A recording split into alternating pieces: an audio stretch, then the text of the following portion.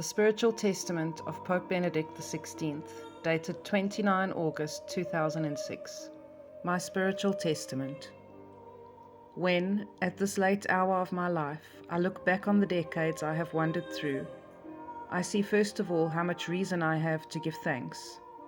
Above all, I thank God Himself, the giver of all good gifts, who has given me life and guided me through all kinds of confusion, who has always picked me up when I began to slip, who has always given me anew the light of His countenance.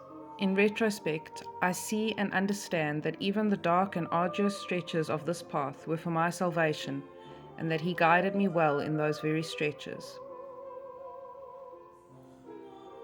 I thank my parents who gave me life in difficult times and prepared a wonderful home for me with their love, which shines through all my days as a bright light until today.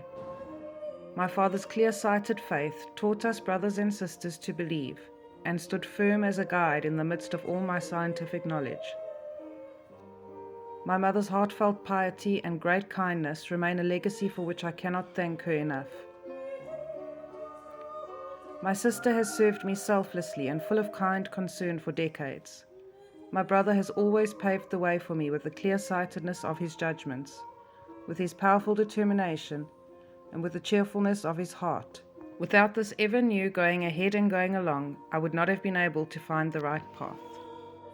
I thank God from the bottom of my heart for the many friends, men and women, whom He has always placed at my side, for the co-workers at all stages of my path, for the teachers and students He has given me. I gratefully entrust them all to His goodness. And I would like to thank the Lord for my beautiful home in the Bavarian foothills of the Alps, in which I was able to see the splendor of the Creator Himself shining through time and again. I thank the people of my homeland for allowing me to experience the beauty of faith time and again. I pray that our country will remain a country of faith, and I ask you, dear compatriots, not to let your faith be distracted. Finally, I thank God for all the beauty I was able to experience during the various stages of my journey, but especially in Rome and in Italy, which has become my second home.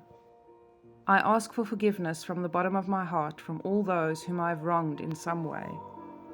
What I said earlier of my compatriots, I now say to all who were entrusted to my service in the Church.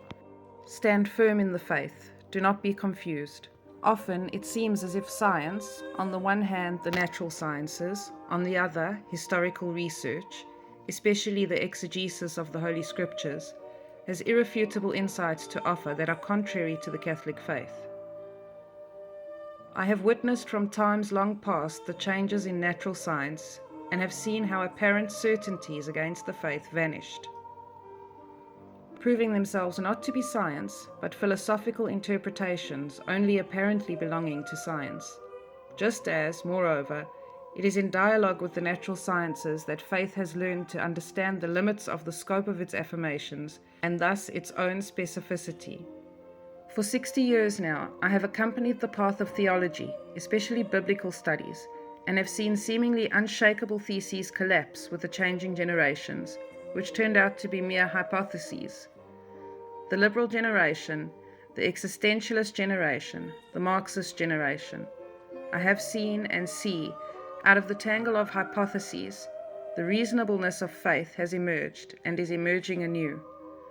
Jesus Christ is truly the way, the truth, and the life, and the Church, in all her shortcomings, is truly His body. Finally, I humbly ask, pray for me, so that the Lord may admit me to the eternal dwellings, despite all my sins and shortcomings. For all those entrusted to me, my heartfelt prayer goes out day after day.